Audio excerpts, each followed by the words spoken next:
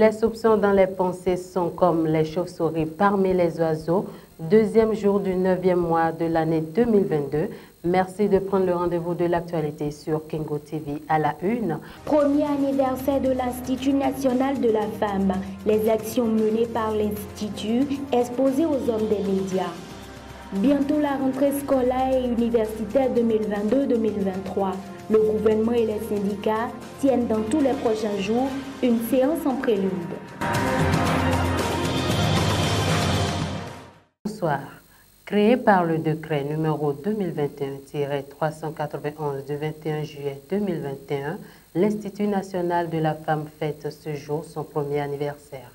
Occasion d'informer l'opinion publique sur les actions menées au cours de cette année.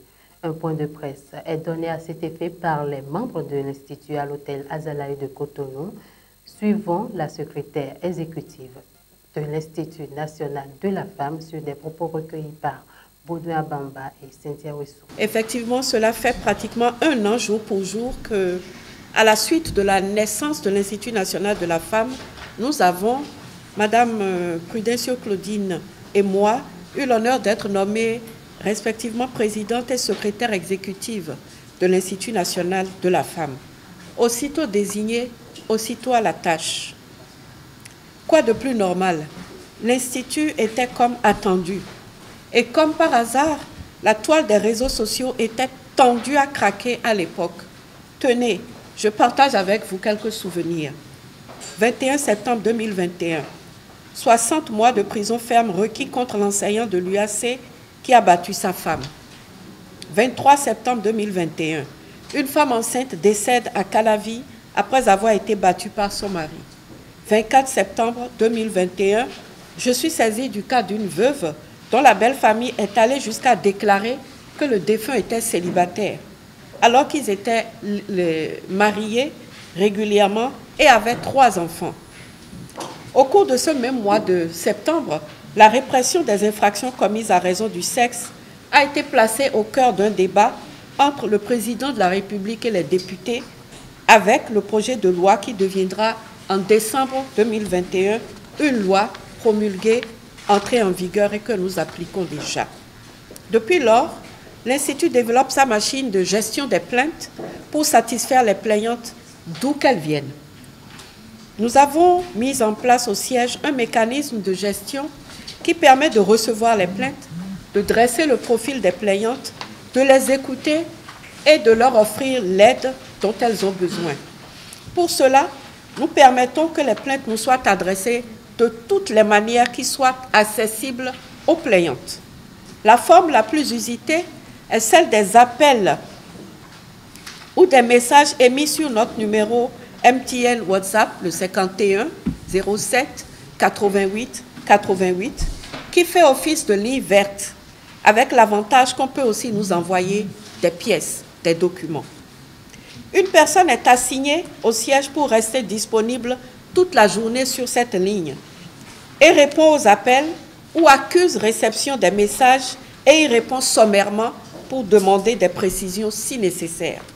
On peut aussi nous adresser un email à l'adresse inf.contact@présidence.bj ou nous adresser directement un courrier à la présidente ou à moi-même qu'on dépose au siège. On peut aussi venir directement au siège prendre rendez-vous.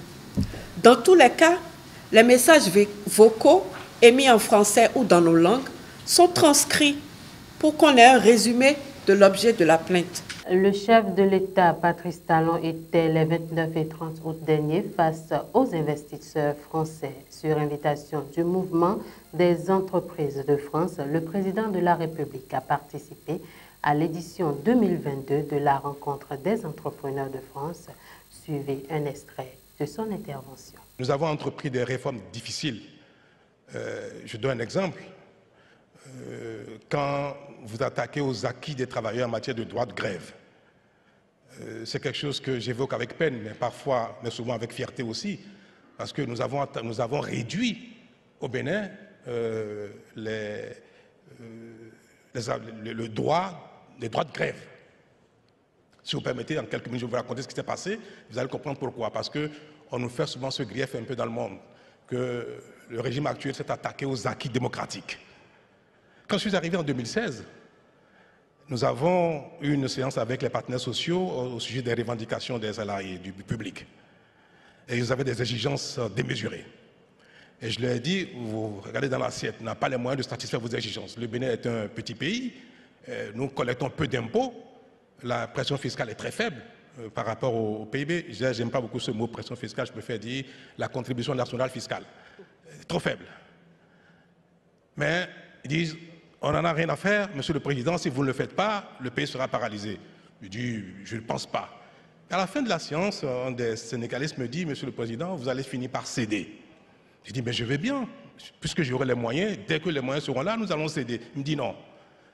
Quand il commencera par avoir des morts dans les hôpitaux, dans les maternités, Monsieur le Président, vous allez céder. Je le regarde, je dis, ben, la séance est levée. C'était un lundi, et le mercredi, en Conseil des ministres, je dis aux membres du gouvernement, je vais arrêter de tout faire. Les routes, les hôpitaux, tout ça, de côté. On va attaquer au problème syndical, au problème des grèves. Nous allons légiférer pour réorganiser le droit de grève.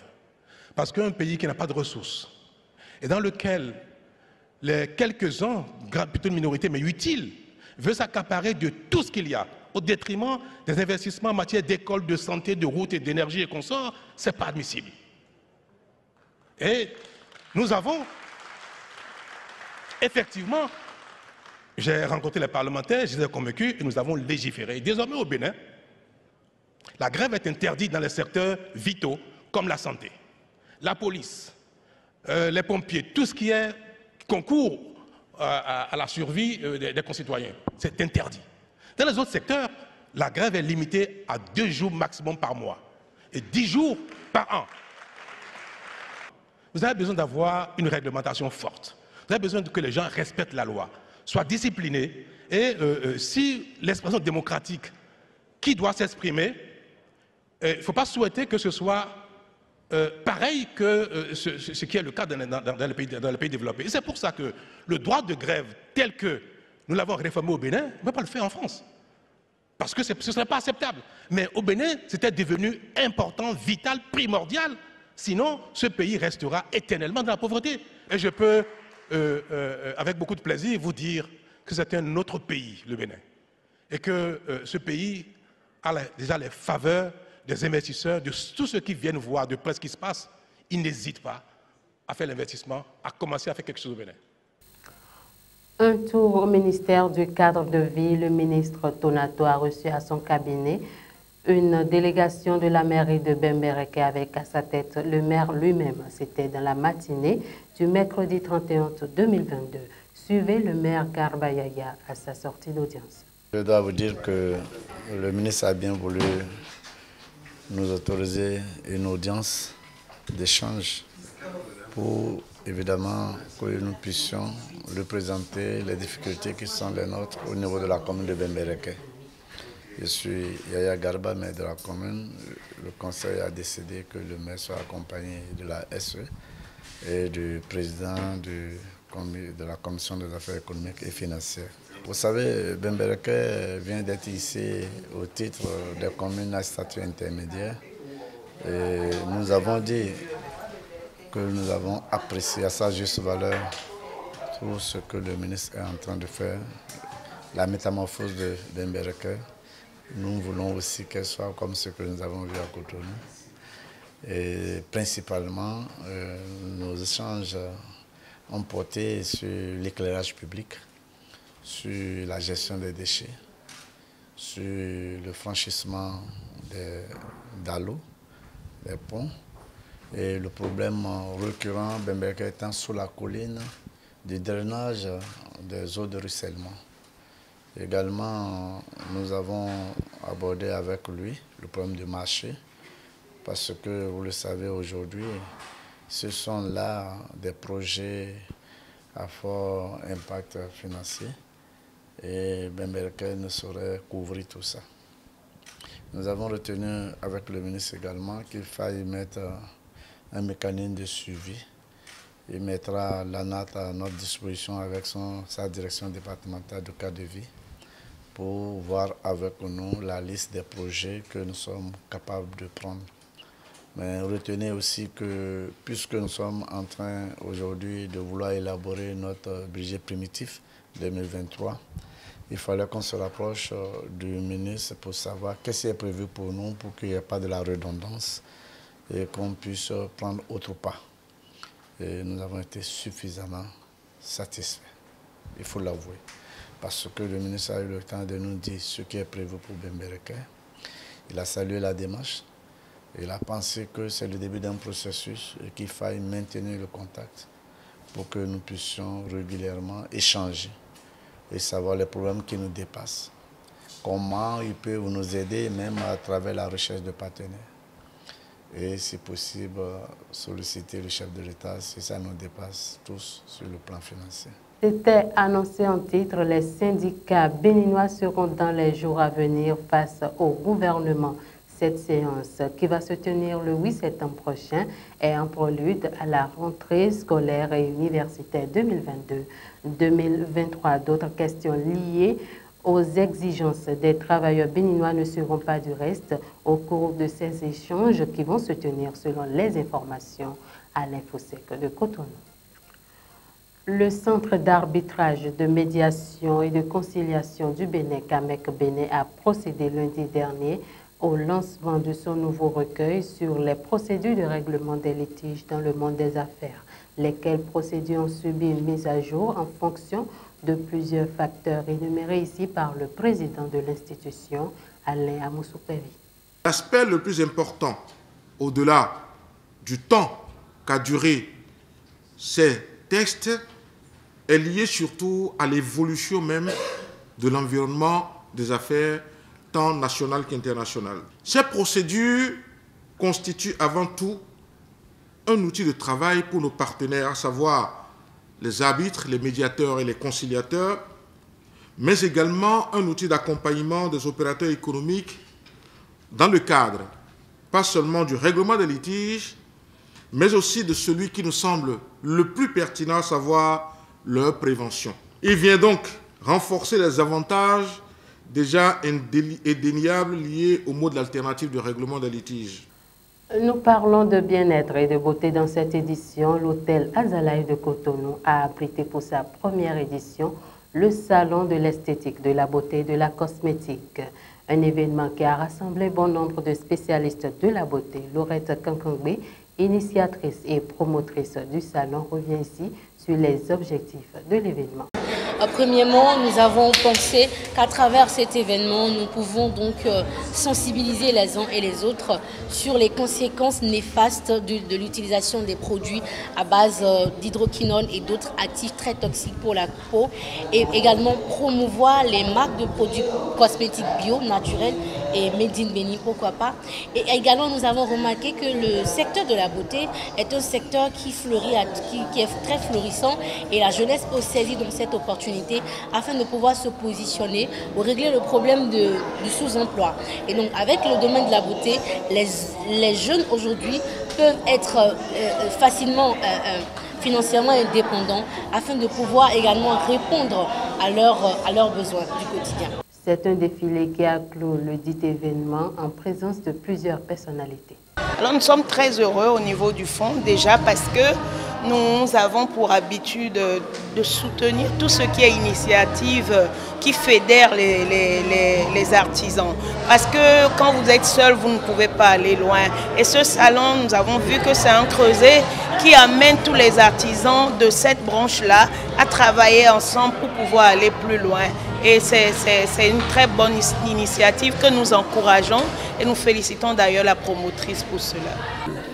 Au départ, c'est un événement esthétique. C'est un salon de l'esthétique et de la beauté. Mais quand nous sommes venus, nous avons vu beaucoup d'artistique. Et en prenant la parole tout à l'heure, je disais que l'esthétique est une science. Mais c'est fortement teinté d'art. Chaque esthéticien ou chaque esthéticienne met toujours une touche artistique. Et ce que nous avons vu ce soir, c'est de la performance artistique, totalement de la performance artistique.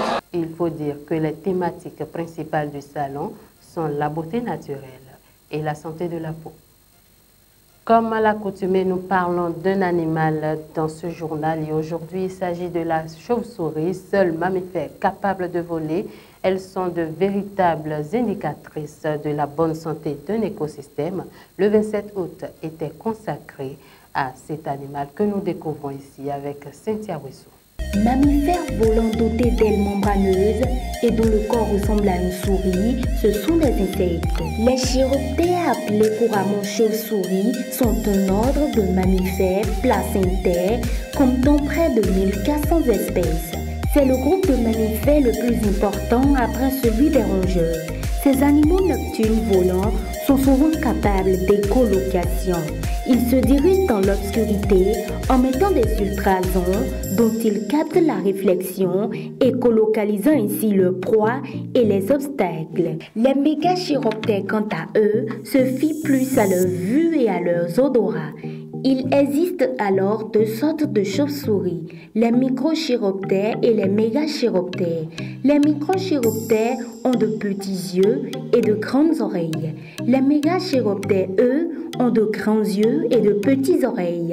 Les microchiroptères comptent 17 familles, environ 146 genres et 814 espèces de petite taille relative, capables d'écholocation, et les mégachiroptères ne comportent qu'une famille avec environ 41 genres et 170 espèces, dont les fameuses roussettes de grande taille relative. Sur base moléculaire, il existe deux nouveaux sous-ordres de chauves-souris dans le rang des microchiroptères. Ce sont les Dipterochiroptera et les Nyangorochiroptera. Les chauves-souris sont des organismes endothermes, c'est-à-dire qui produisent leur propre chaleur en brûlant des réserves de graisse. Elles sont également capables de faire varier leur température corporelle en fonction du milieu dans lequel elles vivent. On dit alors qu'elles sont des mammifères hétérothermes. Les ailes des chiroptères sont pour le moins originales. Il s'agit en réalité de patagium, un prolongement de la main. À l'exception du pouce, les autres doigts sont particulièrement allongés et sous-tendent une fine membrane de la peau souple et élastique qui est une extension du dos et du ventre. Ces ailes leur servent aussi à se protéger du froid lors des hivers rigoureux. De nombreuses espèces de chauves-souris pratiquent l'hibernation, principalement celles des espèces des régions tempérées. Suspendues dans des grottes ou autres abris humides et frais, elles entrent alors en léthargie et leur température corporelle peut baisser de plus de 20 degrés. Certaines espèces préfèrent le chaud toute l'année et migrent selon les saisons. Elles peuvent ainsi parcourir jusqu'à 1500 km pour rejoindre leur nouveau territoire, que ce soit sur des branches, dans des cavités ou sous des clochers. On retrouve les chauves-souris dans de nombreuses régions du monde, à l'exception des zones froides où elles ne peuvent pas trouver de nourriture. La plupart de ces espèces vivent sous les tropiques car il y a de quoi nourrir leur appétit très exigeant. Bien que les espèces de chauves-souris des tropiques se nourrissent de poissons, de fruits, de nectar et même de sang au Canada. Elles se nourrissent également d'insectes, habituellement ceux qu'elles attrapent en vol, notamment des papillons nocturnes, des coléoptères, des éphémères communes, frigales. Les chauves-souris vampires existent et se nourrissent de sang. La Rome antique les décrivait comme des animaux apparentés au diable. Dans la religion catholique, les anges sont représentés avec des ailes d'oiseaux. Le diable, au contraire, est paré d'ailes de chauve-souris. Elles sont souvent identifiées à la sorcellerie. Les chauves-souris vampires existent en Amérique centrale et du Sud. Elles préfèrent les animaux sauvages aux êtres humains. Sur ce se referme cette édition que toute la rédaction vous remercie d'avoir suivi. Vous pouvez toujours nous suivre sur nos différentes plateformes YouTube, Kingo TV World, Facebook, Kingo News, LinkedIn, Kingo News Magazine INC. Merci de nous avoir suivis. À vendredi prochain.